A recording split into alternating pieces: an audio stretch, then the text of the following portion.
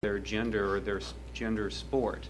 It's not based upon first come, first serve. It's not based upon who's been here the longest, unless there's some long-standing gender issues like.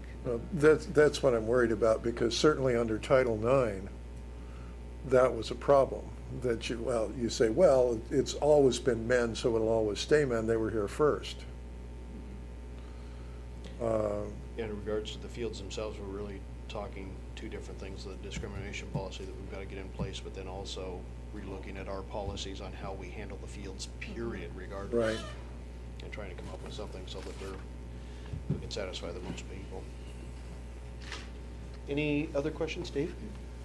I came late to this discussion, my apologies, but can anybody tell me why the state of Washington felt it was necessary to get involved in this issue?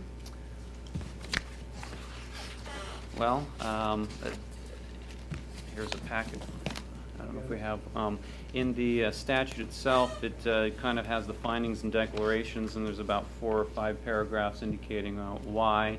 None of which discuss any particular incidents which may have caused. No, there's no particular incident that I can recall. Other there's somewhere. There is a case, Darren v. Gould. Oh, that's 1975. So yeah, I don't know exactly why they decided that this is something that needed to be done right now. Maybe it's being proactive instead of reactive. I don't either, and I don't believe in being proactive at the state level. I think this is a complete waste of time, a diversion from more important issues like this that the state should be dealing with, like that gum budget. I'm appalled and amazed continually at what the state is doing. I can't find a reason for this and many other things that they're doing. We need some new people in Olympia. I know you disagree with that. To some degree, though, I'm surprised that the federal government didn't follow up after the 70s with Title IX through to other programs and that type of stuff as well. Title IX. I was in the community college system when it was implemented. Furthermore, you can't make assumptions about how I feel about things, but I mean, there is an amendment to the state constitution that talks about equality of rights and responsibilities under the law. So I mean, I would say this is an extension of that.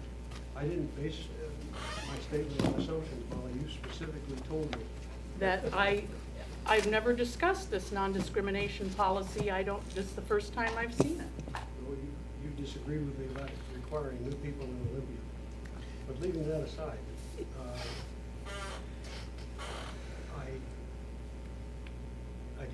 I don't see what is the problem that's the genesis for this. What problem are we trying to solve? This is a solution in search of a problem. And I don't understand why we're doing it. The problem that we're trying to solve is that someone threatened us with a lawsuit under Title IX. And without a policy, they have a prima facie case. But the state is the one directing this, are they not? They already did. Apparently, we're behind the 8 ball on some level, because they've already they put set a deadline, and that deadline has passed, and so we're now aware of this, and we're taking care of meeting that deadline. That's the reason for it right now. So we're responding to federal legislation, State. not any incidents in the... Right. Correct. This is state mandated. Yeah. I'm sorry that you have to put up with this. I'm sorry that we have to Any put up other with this. questions for Scott? Our intent is to bring this forward on Monday for hopeful passage so that we can.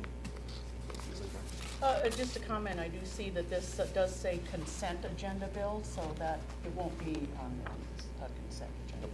Currently, we don't have one, so. Right, okay. Scott, thank you. Okay. Thank you. Excuse myself for a minute. RJ, presentation on master licensing services. Hi, thank you. We have John Jacobs with the Master Licensing Service do a presentation for us. This is something that we've kind of been working on with John for about a year and a half now. I just really want to bring it forward to take the next step. And this is to really tie in our business license process with the state level, in the sense when the business comes and registers for their state license, they can just take care of their local licensing as well instead of having to do one agency and come to this one. So I'm going to let John walk us through briefly on what he hears present about that process. Well, thanks, RJ. It's good to be here, and thanks for the time to have us talk about this a little bit. And being respectful of your time, I will take 15 minutes. This is usually a 2-hour presentation, so I'll condense it and just do the finer points. So, and I have packets for you folks that'll leave here as well for the so you can review. So partnership with Master License Service, we've ramped up our process of working with cities over the last 2 years, and we have a lot of cities that we're actually partnering with. Basically, the concept is what we do is process the business licensing for your cities. And that really means processing only, and the cities retain all of the regulatory control that they have, and they keep all of that. So we do all of the legwork on the application renewal process, and the benefit of that is for the businesses. We combine all of their endorsements that they have throughout the year under one process, and they have the benefit of paying one check and one renewal time during the year on the combined licensing concept. That makes it really neat, and that really was the initiative that started a couple of years ago to make it easier for businesses to have the whole process, to make it painless. So that is really neat. And for cities, the benefit is it really frees up the city from the resources of having to devote to the crunching time to do all the renewals and gearing up for that.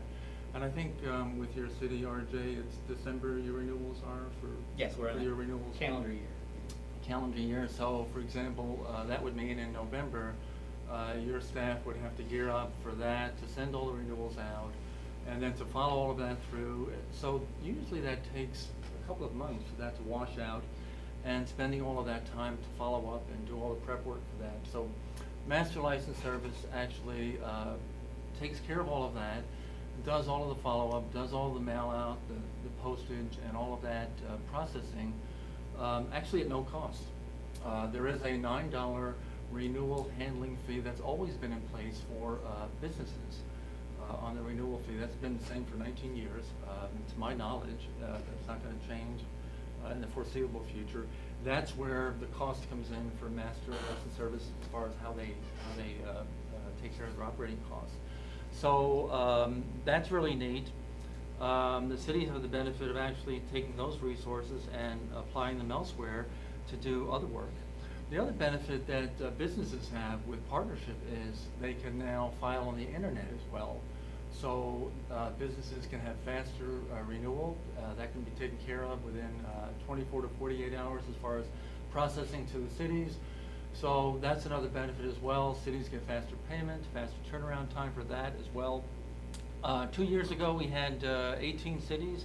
Now we've ramped up to 30, and there's a pile of cities in the waiting list too. So this is really, really exciting. Longview has come on in November, one of your neighbors. So that is what's happening in your locale as well. We do take time as far as my message has always been. I like to do this very slow, and to make sure that the cities understand the processes, because there's a process to this. We make sure that the city understands what it takes to bring the city on board, so that it's done in the right way, and that it takes time to make sure that that's done well. We look at a city's code. I gave RJ what our analyst did with your city business licensing code, to make sure that when the conversion happens,